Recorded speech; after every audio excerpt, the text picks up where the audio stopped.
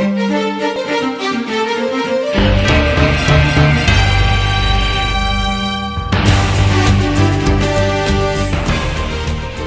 I missed you guys for the last couple of weeks. Ichthus took some time, so it's good to be back with you.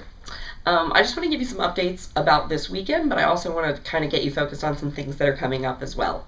You're going to play Bible Jersey Shore Sesame Street this coming weekend, just like you have been, and the statements are funny, and my nose itches, so I'm going to scratch it for you. And then the next thing that we're going to do is talk about Deborah. And the story of Deborah is a really complicated one, but it's like she's the judge at the time, but she's really calling the men to go into battle. But the men are so afraid to go into battle without Deborah that they bring her along. And she ends up saying, okay, I'll go with you. Not because I should, but because you're begging me to. But the battle is going to end up being won by a woman because you couldn't go without me. We don't want the focus this weekend to totally be about male-female gender roles, because the following week that's going to be on Jezebel and Ahab will focus on that more. But the main thing that we want to focus on is how do we take our culture, what we get used to in our culture, and just start to believe it, and it infects our lives when it shouldn't. So I kind of like when somebody's in slavery, it's hard for them to get out of a slavery mindset, or if you've been in bondage to something, it's hard to just drop that altogether. And it seems to be that that's what's happened is these men have gotten so used to Deborah being the judge and the person that they go to that they can't fathom going without her. So anyways, we want them to look into their lives about that. In pod time, we're basically going to say, where in culture does passivity seem like it exists? It'd be great if pod leaders were able to, if you could talk about this in the meeting at the beginning, if it could cause them to point out shows that they watch, how are people represented in those shows? How are men goofy in those shows? How are dads or moms made to look stupid? If they could just point out ways that people in authority are made to look passive or stupid on television and in movies, honestly, you could have an entire conversation about that. And if it doesn't make them at the end go, that's it, I'm not going to be passive, that's okay. It's really even better if it just brings them to a place of having an eye to spot it in culture. So I'd really like it if you focus on that in the pod time. And at the end of that, if you could say, does any of that play out in your family? Any of the things that you see in movies and on television about adults or people in authority being passive, how does that play out in your family? Is there passivity in your family? Because that'll help them make the leap to sort of making those connections that they receive being passive. So passive is kind of the word of the weekend. Where do you see passivity? The following weekend is going to be on Jezebel and Ahab, and there was some jumbling of the beat sheets, and so I just want to clarify that. It was actually Mike Morehart that was asking the question. We had thought about switching that to another weekend, and we decided not to, and to just keep it where it is. It's a great follow-up to Deborah, but it focuses more specifically on male passivity and women trying to take control. That weekend for Jezebel and Ahab, we really would like at every location, at every service, for there to be 2 teachers.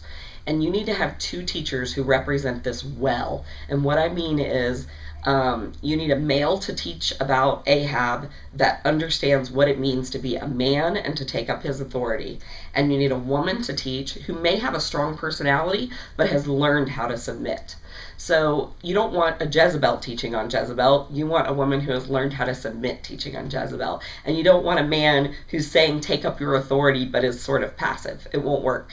So the person will be the best example. I was just saying Greg Trout did a great job at Go Local talking about being a man, not just being a male. So he would be a great example of doing that at the 10 o'clock service. So anyways, that's kind of important. And if you literally don't have anybody at your service, feel free to dip into other services and borrow people, or to contact us and let us know that you're struggling finding that person.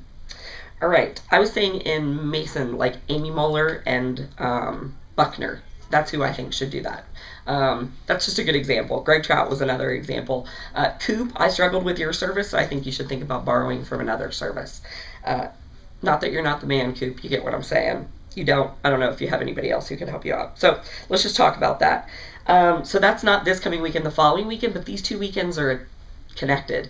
This weekend should just get them starting to think about passivity in their own lives. And then next weekend, we're going to break out and have men and women meeting separately and talking about these 2 things. You can say some pretty strict things to men when women aren't around, and some pretty crazy things to women when men aren't around. The other thing that I want you to be looking forward towards is we finished out the summer and we in programming, and so we're working on getting all the beat sheets completed right now, but all the brainstorming is done. August 20th and 21st is we've decided is going to be a baptism. So pretty soon that's going to show up in your announcements part of your beat sheet that there's going to be a baptism then, because we want kids to start signing up for it. Here at Oakley, it's easy for us to get a tub and to set that up. I know at Mason it is not. So I'm going to challenge in Mason if you could be looking for an opportunity to maybe meet after the service that week at somebody's house who has a pool. So I would love it if you still did it even though it's hard, or let us know if you want to come here for the last service or whatever. But let's talk about what's the way that Mason could do it that weekend too. The reason why is so many kids have gone on trips that before they return to school, we would like them to have an opportunity to really seal their faith and seal some of the decisions they've made this summer. So it's sort of like striking while the iron's hot. All right, so be looking forward to that weekend, and let's be thinking about how to implement it on that weekend. And that weekend, we're going to be talking about the passage in Ezekiel 23 that's about the dry bones and about bringing life to dry bones, and that's such a great way to do baptism. So I think that's everything, unless you left your toothbrush in our room, and if you did, we'd like to know whose it is, because I'm going to wipe my butt with it later if you don't pick it up soon. All right, that's it. Thanks.